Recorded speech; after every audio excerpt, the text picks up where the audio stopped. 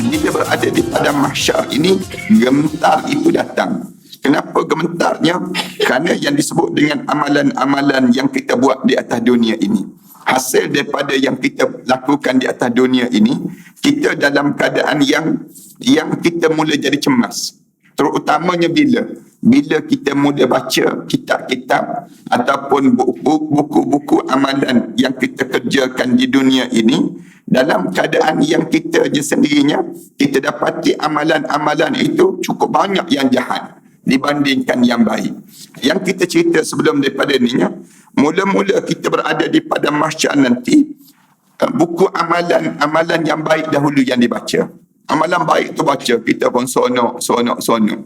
Kemudian lepas pada kita baca amalan yang baik, maka lepas pada itu baru dibaca kitab-kitab yang jahat. Dijadikan demikian. Kitab itu kita pada muka surat 410 kan, kita pada perenggan yang atas sekali. Kitab itu dibaca dan dimulakan daripada kejahatan yang pernah dilakukan. Mula kita baca kitab amalan kita. Tengok saja kitab amalan. Kita cerita waktu mana di padang mahsyar, dalam keadaan yang masing-masing menunggu kitab amalan. Tiba-tiba di waktu mana tengok saja amalan ini, masing-masing rasa sehingga raut wajah berubah menjadi lantaran cemas. Tengok je kitab amalan yang kita buat itu, tiba-tiba kita jadi rasa cemas terus melihat suasana itu. Namun pada bahagian akhir kitab itu ditulis bahawasanya dosanya telah diampuni oleh Allah Subhanahu wa taala. Tiba-tiba kita baca amalan kita tu jahat. Hujung tu sekali itu keluar, semua itu telah diampuni oleh Allah. Di waktu mana diampun oleh Allah, kemudian sampailah membacanya, dia mula membaca kebaikan yang semuanya menjadikan rasa gembira berlipat kali ganda. Yang ni yang untuk ni, yang sebab tu kita diminta supaya jangan berhenti daripada buat satu amalan. Yang anak sebut banyak kali pada jemaah, jangan berhenti buat satu amalan yang disebut dengan taubat. Taubat ni kena sentiasa ada pada diri kita. Kena sentiasa sebut astaghfirullahalazim. Bila kita sebut astaghfirullahalazim, sehingga kan kita ada dosa-dosa. Katakanlah kejahatan kita ni dibaca, kejahatan amalan yang kita lakukan. Kita tengok, di hujung tu diterima taubat kita. Diterima taubat kita. Kenapa? Kerana taubat tadi memberi kebaikan untuk diri kita. Yang kedua, selain daripada taubat, sedekah. Sedekah dia menjadikan amalan yang menghapus keburukan yang kita kerjakan. Ini disebut dalam Al-Quranul Karim, bagaimana Allah Subhanahu Wa Taala sebut yang disebut dengan sedekah ini menghapus segala dosa-dosa yang kita buat. Yang ketiga, buatlah kebaikan di penghujung usia. Dalam hidup kita ni, tolong berbuat kebaikan. Kiralah apa saja, innal hasanat yuzhibnas sayyi'at. Bila kamu buat benda yang baik, dia menghapuskan segala benda yang buruk yang kamu kerjakan sebelum daripada ini. Maknanya kalau di usia kita, pada usia-usia yang senja dalam hidup, kita rasa kita ni dah semakin berusia, jangan banyak lagi buat benda-benda yang tak baik. Jangan suka tengok maharaja lawak, senang kita ni. Jangan biarkan diri kita ni di antara orang yang duduk dalam program-program yang tak baik. Kerana penghujung itu menjadi satu benda yang terbaik untuk diri kita, dihapuskan amalan buruk yang kita kerjakan sebelum daripada ini.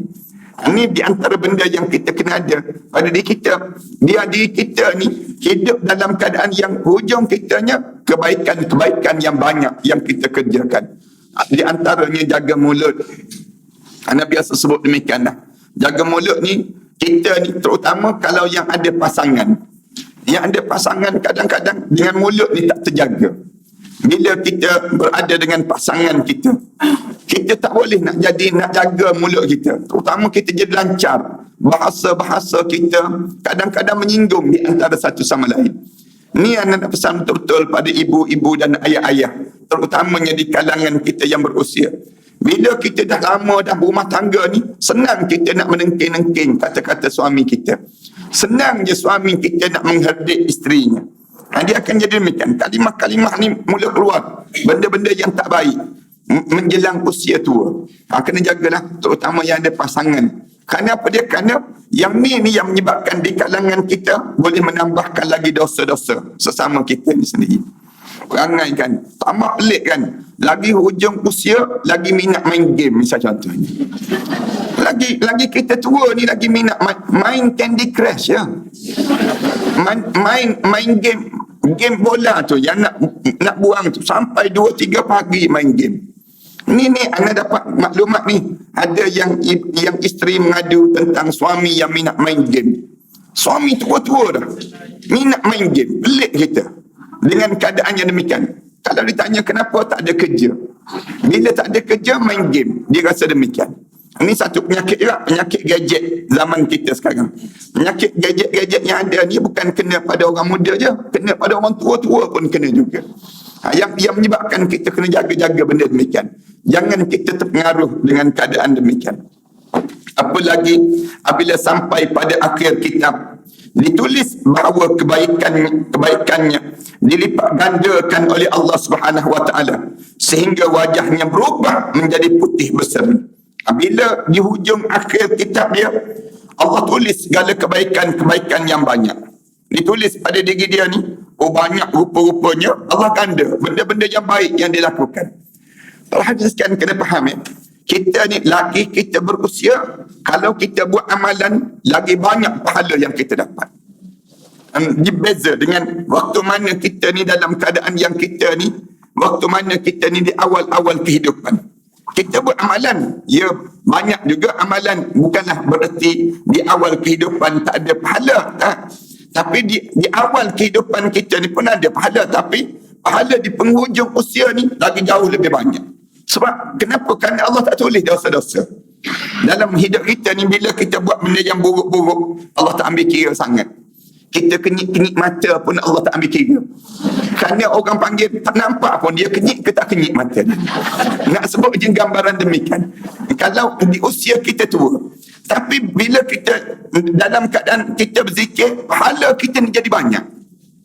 Cuba kita dalam keadaan kita berzikir, kita payah. Waktu mana kita dalam usia tua, kita nak berzikir, kita nak baca Quran, kita nak bangun tahajud malam, kita nak buat benda-benda yang saleh, nak bersedekah dan sebagainya, payah di usia tua. Dibandingkan dengan usia muda, kita ingat nanti tua nanti kita buatlah. Rupa-rupanya lagi tua lagi payah nak buat. Kenapa jadi payah ni? Kerana badan kita tak sekuat dengan waktu mana kita usia muda dahulu. Kita ni tidak segagah dahulu. Baca Quran je menguat terus. Misal contohnya. Kita jadi demikian. Kemudian sebab itulah pahala kita dilipat gandakan lagi.